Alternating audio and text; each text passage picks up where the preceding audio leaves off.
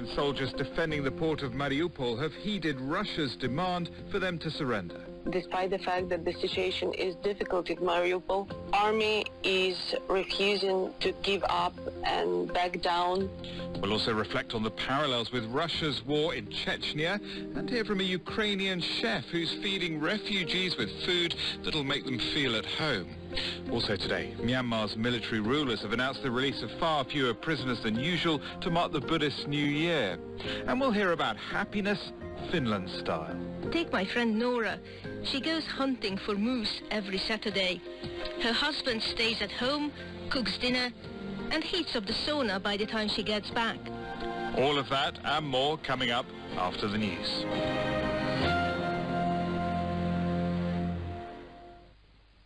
Hello, I'm Debbie Russ with the BBC News.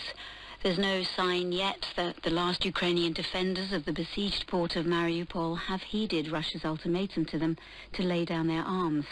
Moscow says the only Ukrainian soldiers left are in a giant steelworks. Dan Johnson in Lviv has the latest. There's no sign Ukrainian soldiers have responded to Russia's ultimatum. They'd been told their lives would be spared if they put down their weapons, waved a white flag and handed themselves over from the Azovstal steel plant, which has been a fierce battleground for the last few days.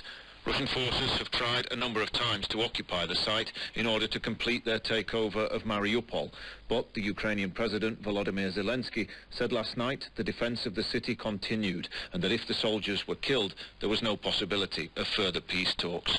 Poland's border and custom officials have continued to process Russian and Belarusian trucks that have to leave the European Union despite the expiry of a deadline at midnight. Adam Easton reports from Warsaw. Despite the deadline taking effect at midnight, Polish border and customs officials continued to process Russian and Belarusian trucks waiting to leave. On Sunday morning, it was taking about 12 hours to cross the checkpoints, down from around 28 hours on Saturday evening. There were more than 600 lorries waiting at both locations. The ban applies to all Russian and Belarusian registered trucks, apart from those transporting food, medicines, mail and energy. On Friday, Belarus announced its own ban on EU-registered lorries in retaliation. Pope Francis has used his traditional Easter message to criticize the Russian invasion of Ukraine. Speaking from the central balcony of St. Peter's Basilica, the Pope said Ukraine had been dragged into a cruel and senseless conflict. He talked about the refugees and displaced persons, the orphaned children, and the ruined cities of Ukraine. May there be peace for war-torn Ukraine, so sorely tried by the violence and the destruction of the cruel and senseless war in which it was dragged. The Pope said the world was involved in a fratricidal hatred after 2 years of the pandemic. He also drew attention to the conflict in the Middle East, calling for peace in Libya and a resolution to the war in Yemen.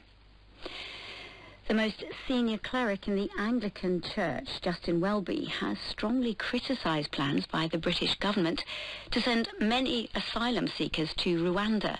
In his Easter sermon, the Archbishop of Canterbury said the plan raised serious ethical questions. He said the plan could not stand the judgment of God.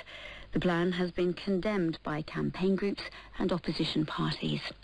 You're listening to the World News from the BBC.